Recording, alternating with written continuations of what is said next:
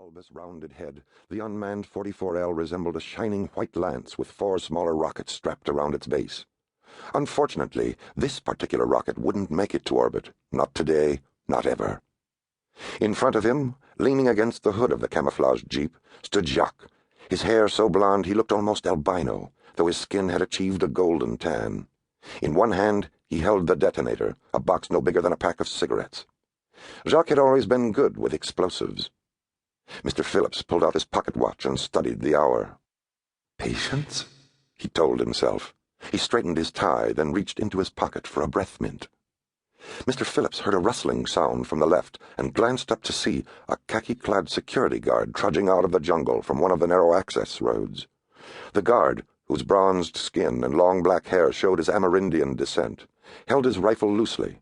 Mirrored sunglasses hid his eyes. Taken completely by surprise, the guard stopped as he saw the short, formally dressed man sitting with his companions in a jeep. Mr. Phillips' mouth drew tight at the guard's utterly dumbfounded expression. The guard brought up his rifle and swept it around. "Halte! Qu'est-ce que c'est que vous faites là? Je vous arrête!" he barked in French. The entire restricted area had supposedly been swept clean of bystanders. Mr. Phillips turned away from the intruder in annoyance. It had been hard enough slipping inside the secure area, first the bribe, then the unpleasant disposal of the official who had given them entrance. He disliked this additional inconvenience, but Mr. Phillips had allowed for such contingencies in his planning. Jacques tucked the detonator into his pocket.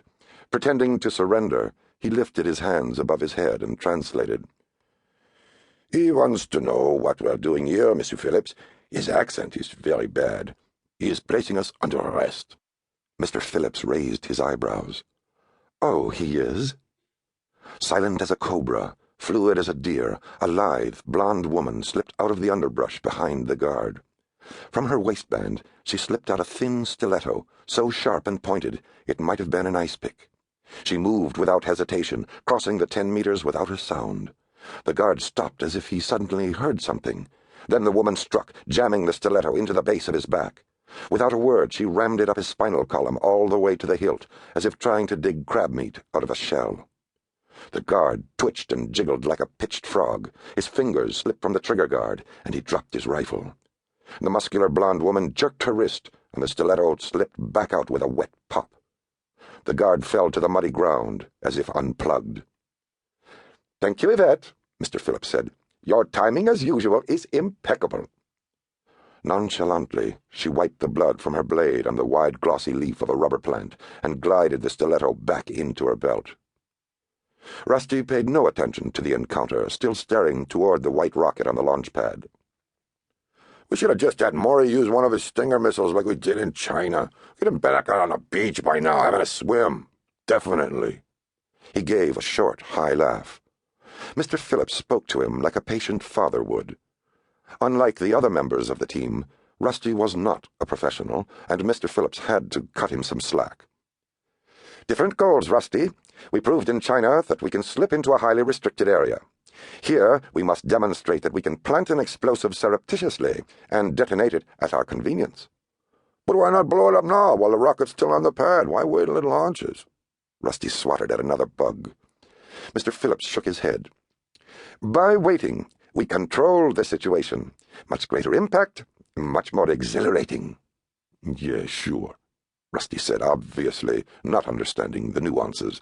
But then, the redhead wasn't paid to think. "I just want to hear the kaboom." As blonde as Jacques, Yvette strode on her long legs over to meet him by the jeep. 2 sets of water-blue eyes, the color of ice melting in the heat, locked together. The pair spoke quietly in French. Yvette ran a hand up and down Jacques' arm. Then they kissed each other long and hard, oblivious to the rest of the team. Breathing quickly, their mouths opened as they deepened the kiss with lingering tongues. Jacques let his fingers drift in a tightening circle around the swell of her right breast. Mr. Phillips clapped his hands. "Time enough for that later." The two broke apart, glazed with perspiration, and breathing shallowly. "Let's keep an eye on the clocks, everybody," Mr. Phillips said. "Less than a minute to go."